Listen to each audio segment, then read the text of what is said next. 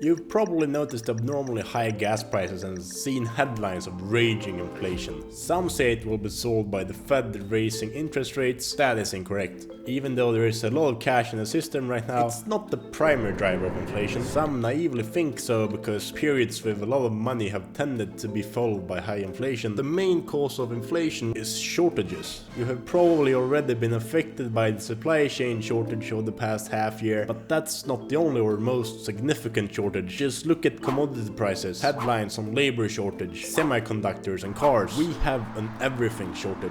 What do shortages have to do with inflation? Commodities is a place where the supply-demand chart actually applies. Normally we want supply and demand to be balanced. This will lead to stable prices. When we have too much supply, prices will drop. As there is a shortage, we have more demand trying to buy too few goods and services, driving the price up. Everything has a shortage right now because we are in a big energy crisis. Why are we? You've lived it the past 2 years. It's yet another effect of COVID-19. When the world went into lockdown, demand for oil crashed and extraction decreased. But oil production never increased as the world opened back up and demand came back, in large part because governments not granting permits. So we have a massive supply shortage of oil. Maybe that reminds you of the 1970s. That was also an energy crisis. Granted, that was caused by the US government angering OPEC and getting embargoed. But an oil shortage can't explain why we're seeing the highest prices of wheat ever. Turns out we also have a shortage of fertilizer, which is a key product needed to grow food. The reason is that fertilizer requires a lot of natural gas to be manufactured, which was affected the same way as oil by COVID-19. A big drop in demand followed by a drop in production, not followed by a corresponding uptick in production as demand increased. So there's a shortage of the two major inputs for growing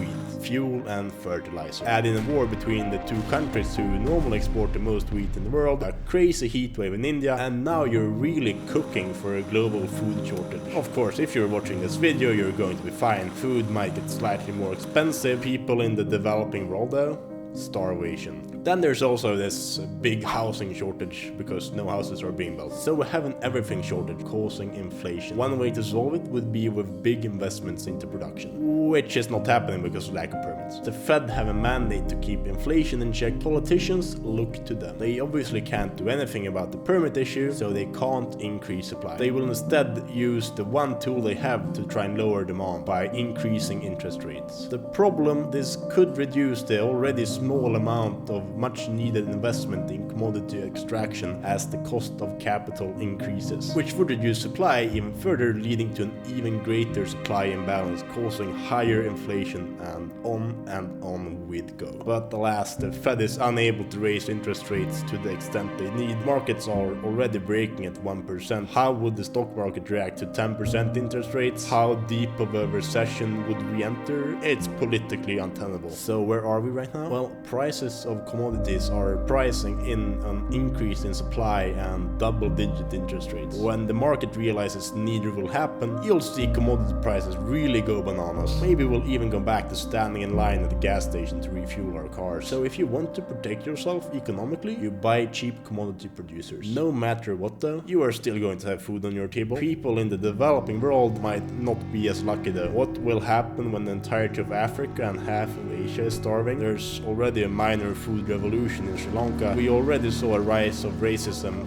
after migrations from the troubles in the Middle East. We might live in a very different world 10 years from now. I hope our biggest worry is going to be migration. Or maybe the world will finally come together and give out the much needed permits for extra drilling to solve this crisis. Or we will see some misdirection, like trying to cap prices, blame corporations for daring to make money after years of unprofitability and massive amounts of debt, until we finally redefine how inflation is measured, pat ourselves on the back that we solved the crisis and go back to normal. Meanwhile, we will remain in a commodity super cycle with elevated prices until politicians allow companies to increase production and people in Africa will starve. Hope you enjoyed this rather somber video. Let me know if you think I'm way off base in the comments below, and have a great day.